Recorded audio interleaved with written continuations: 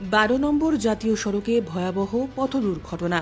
ঘটনার পর পথ অবরোধ করে বিক্ষোভ এলাকাবাসীর। সূত্রের খবর, একটি কেটিএম গাড়ি এবং একটি পথচারীর সংঘর্ষে 3 জনেই গুরুতর আহত হয়েছেন। এরপর তাদেরকে চিকিৎসকের কাছে পাঠানো হয়।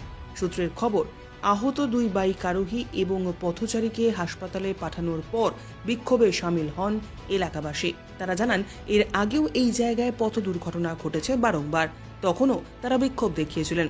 সেই সময় পুলিশ তাদের আশ্বস্ত করেছিলেন এখানে যাতায়াতের ব্যবস্থা ঠিক করা হবে, যদিও আজ পর্যন্ত তা হয়নি।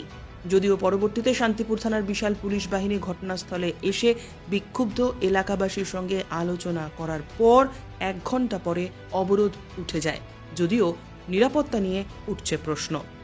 কিছুদিন আগে আমাদের এখানে একটা অ্যাক্সিডেন্ট ঘটে, আমাদের ঘোষপাড়ে একটা ছিল মারা যায় অ্যাক্সিডেন্টে। তো আমাদের শান্তিপুর থানায় এসে আমাদেরকে প্রলোভন দেয় যে আমাদের এখানটা একটা ফ্লাইওভার হবে বা ডিভাইডার হবে, কিন্তু আজ পর্যন্ত আবার সেম ঘটনা আজকে ঘটলো। হ্যাঁ, আজকে একটা বড় ঘটনা ঘটেছে, এখনো পর্যন্ত আমরা কোনো এখানে সুরাহা পাইনি। আজকে আমরা রাস্তা অবরোধ করেছি। হ্যাঁ, 3 জন মারা গেছে। যতক্ষণ না আমাদের এই সুরাহা না হবে আমরা ততক্ষণ রাস্তা অবরোধ করব। আমরা চাচ্ছি যতক্ষণ না ডিভাইডার বা ফ্লাইওভার কিছু একটা না হচ্ছে আমরা কিন্তু রাস্তা অবরোধ আমরা করে রাখি।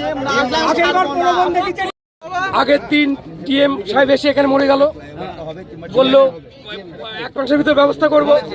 দুদিকে দুটো রাজ্য সড়কের কোনো ফ্লাইওভার নেই। ফুলিয়ার মতো জায়গায় রাজ্য সড়ক নেই, সেখানে ফ্লাইওভার হয়ে যাচ্ছে। হবিপুর মতো জায়গায় রাজ্য সড়ক নেই, সেখানে ফ্লাইওভার হয়ে যাচ্ছে। আর আমাদের এই জায়গায় হবে না কেন? আমাদের দিকনগরে সবচেয়ে বেশি লোক যাতায়াত করে, বেলডাঙ্গরে সবচেয়ে বেশি লোক যাতায়াত করে। এখানকার শান্তিপুর থানায় আগে কি বললো যে এর আগে একটা অ্যাক্সিডেন্ট হয়েছিল, ডিভাইডার হয়ে যাবে।